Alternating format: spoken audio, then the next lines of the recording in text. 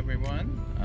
A year ago we celebrated our 50 golden years, and we decided to go to Israel and join the Holy Land pilgrimage tour under the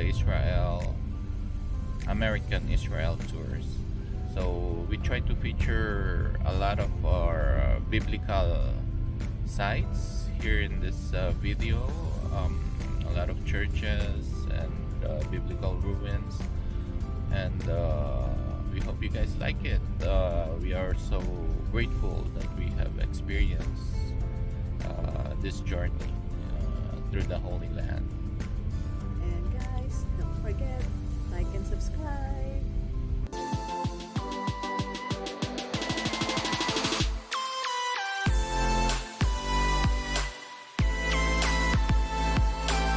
I don't know why, but they keep welcoming me to their hotel. And I'm the one who paid. And Laura's the one who paid. So I guess they know me. Alright, welcome everybody to Israel. This is our view for today. Alright, so this is Harrod's Hotel in Tel Aviv, Israel. Ancient Israel, first temple period, would have their own temple. There would be a temple for Dan. There would be a temple for Benjamin. A temple for the kingdom of Judah. A temple for different tribes.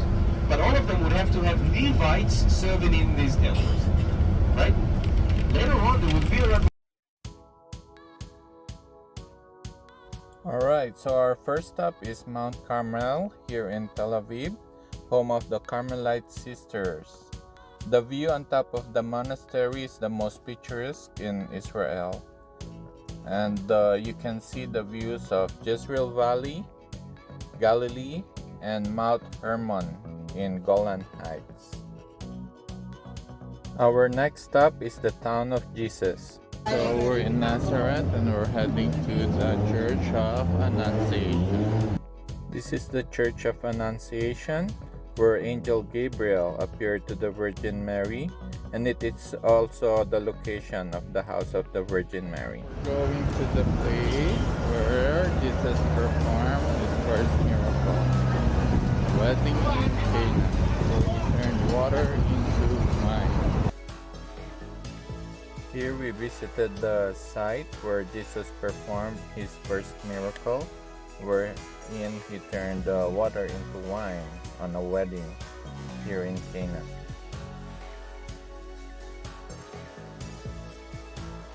We have the account by John that Jesus comes over here and just to provoke a little bit. Turning the water into wine is like, I don't know, taking a rabbit out of head.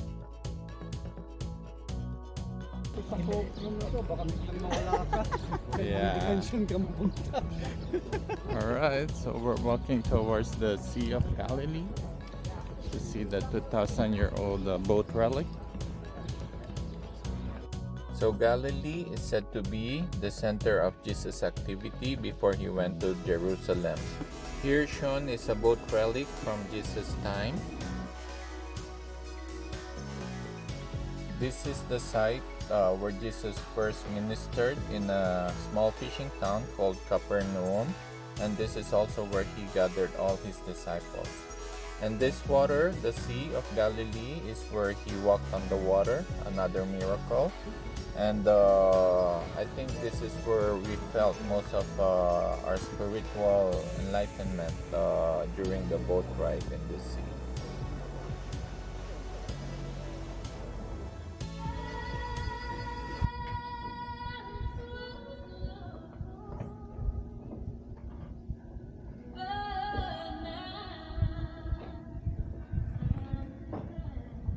Command me to come to you on the water. And he said, come. And Peter got out of the boat and walked on the water and came toward Jesus. But seeing the wind, he began. You know, mighty God, have mercy on us, forgive us our sins, and bring us to everlasting life. Next stop is Banyas Springs. This is said to be the main source of the Jordan River. And close to it is the Caesarea Philippi. This is the place where Jesus confirmed Peter's confession that Jesus is the Messiah. So we continue our journey to the Bethlehem National Park. Where we see here is the Valley of the Armageddon. The hotel was built on top of the room. Yeah, I got your guys sit here. Hello. Mexican order of legionaries by the law from the Christian one, they want to build Next one is the ruins of the ancient town where Jesus first ministered. It's called Capernaum, and one of the structures that was built on top of what is believed to be Jesus' house where he gathers his disciples.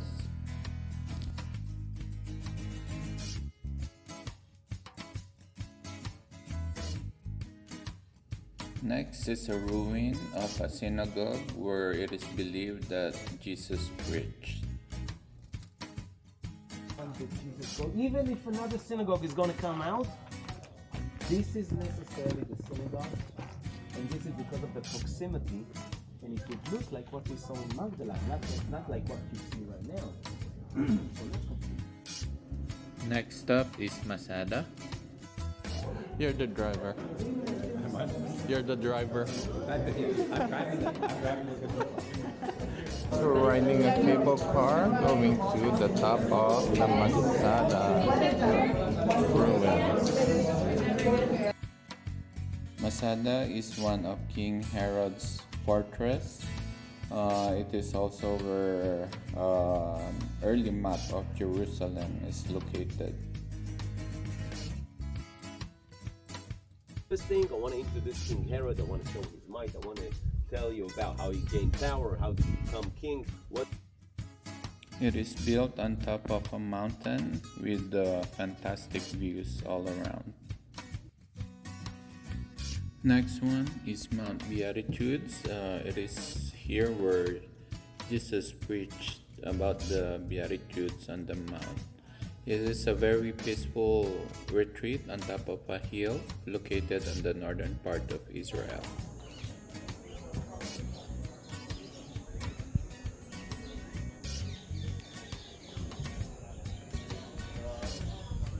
Blessed are the pure in heart, for they will see God. Blessed are the peacemakers, for they will be called children of God. Blessed are those who are persecuted because of righteousness, for theirs is the kingdom of heaven. Blessed. We can walk like driving 2 minutes, 5-10 minutes walking, and probably over my house there is a cave there. We never know.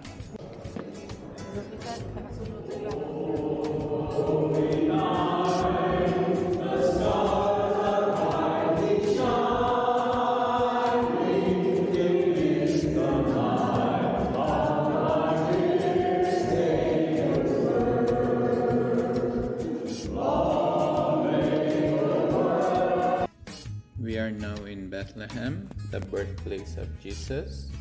One of the first place that we will check out is this cave, where it is believed that this is a shepherd's shelter during those times, and Mary and Joseph took refuge here before Mary gave birth to Jesus. We are now heading to the Church of Nativity. It is believed that this is the site where Jesus was born, underneath this church.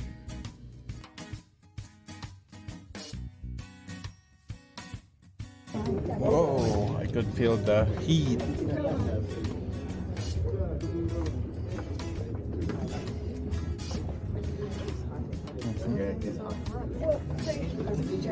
Prepare yourself in pairs of two. It would be easy for you to see the star on the right. I'll take a picture of that and then I'll take a picture of you. what you said? Yes. Very good. Very nice. The major three.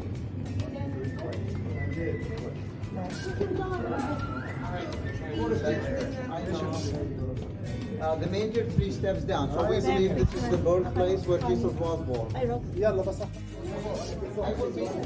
will wait upstairs for you. If you want to take more pictures in the cave, go ahead. So underneath this church is also an art gallery that depicts all about the birth of Jesus. And this is the car where the Pope rode when he visited this area. As we prepare to enter Jerusalem, we made a stop here at Mount Zion. And this is the exact road where Jesus rode entering Jerusalem, and it's a very important part of the Palm Sunday tradition. As we walk down, we made a stop here at the what is believed to be the site of the Last Supper.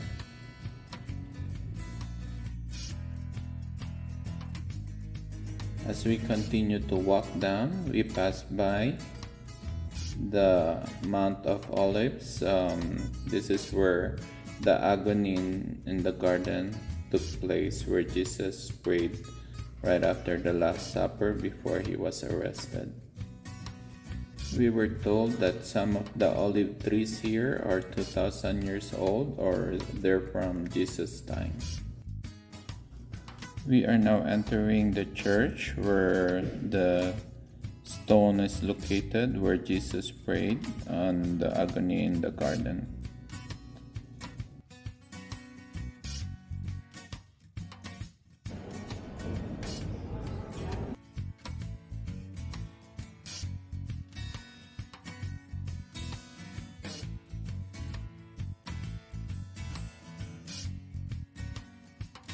As we enter the city of Jerusalem through this wall, we are gonna stop by the Jerusalem Archaeological Park.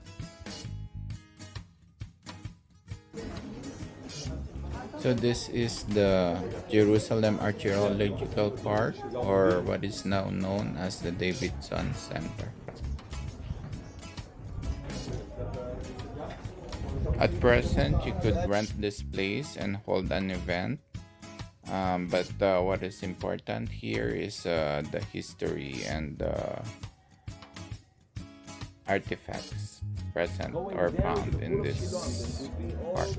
Here we find the ruins of previous temples, ancient baths and water systems, and also preserved streets and walkways. We are now entering the western wall and through the security.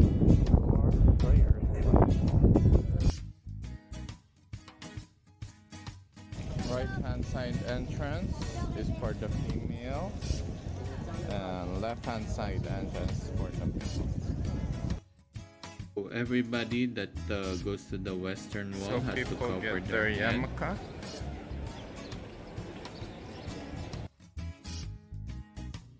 So the western wall, or the Wailing Wall, is sacred to Jewish people.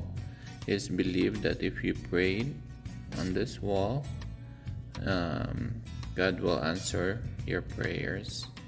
We also wrote little prayers and inserted on the cracks on the wall. We wash our hands before and after praying on the wall. The western walls has tunnels and rooms for worship by the Jewish people, and it also houses some of their literatures.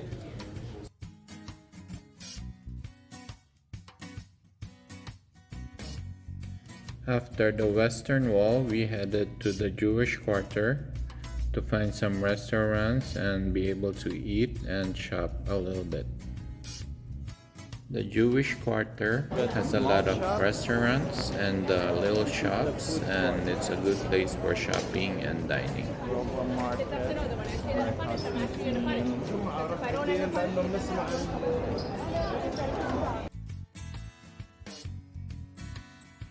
They have a pretty big serving, so we shared a shawarma and some pickled veggies.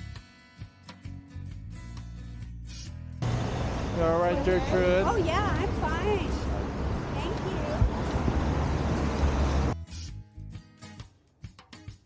So Lions Gate is said to be where the start of the Passion of the Christ at Via Dolorosa. After entering the gate, we're passing through the birthplace of Mama Mary.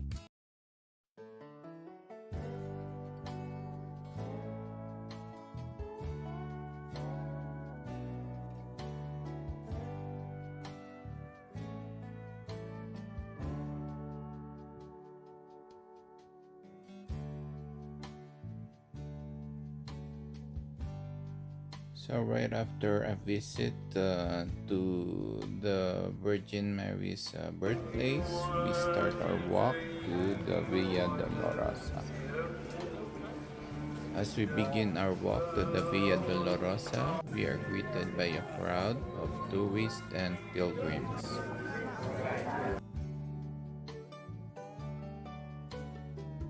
This walk is about 600 meters. It starts at the Lions Gate and ends at the Church of the Holy Sepulchre. It takes about 2 hours to walk this path, granting that you stop and pray at every station of the cross and do a little bit of shopping. As you can see, there's a lot of shops around.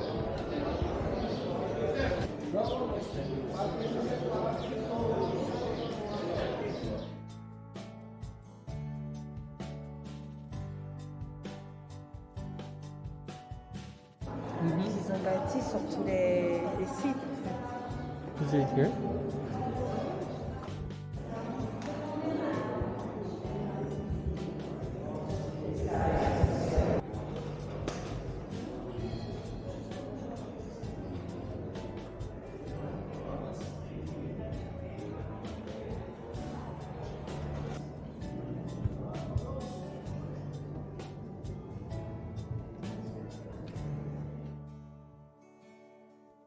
We were told that the pavement that we're stepping on is the original pavement from where Jesus' time.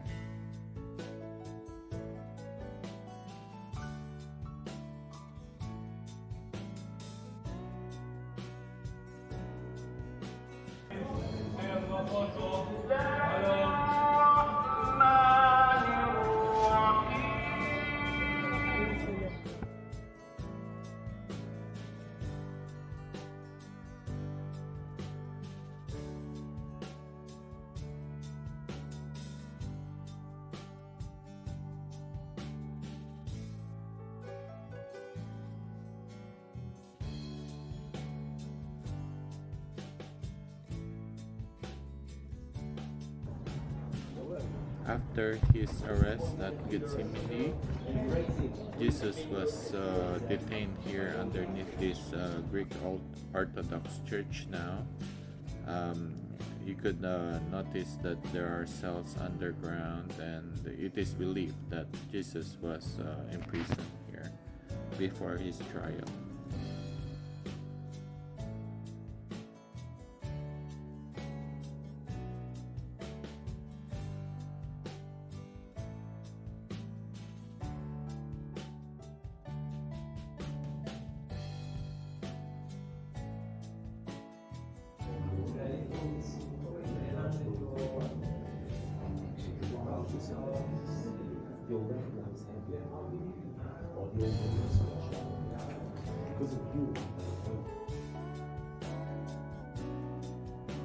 It is believed that Jesus walked these very steps.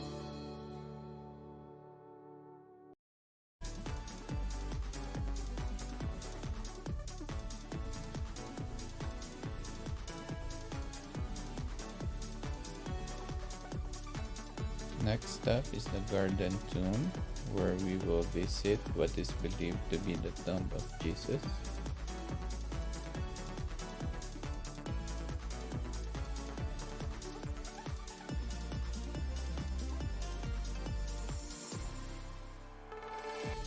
At the distance, it's called Skull Hill, which is believed to be the Calvary where Jesus was crucified.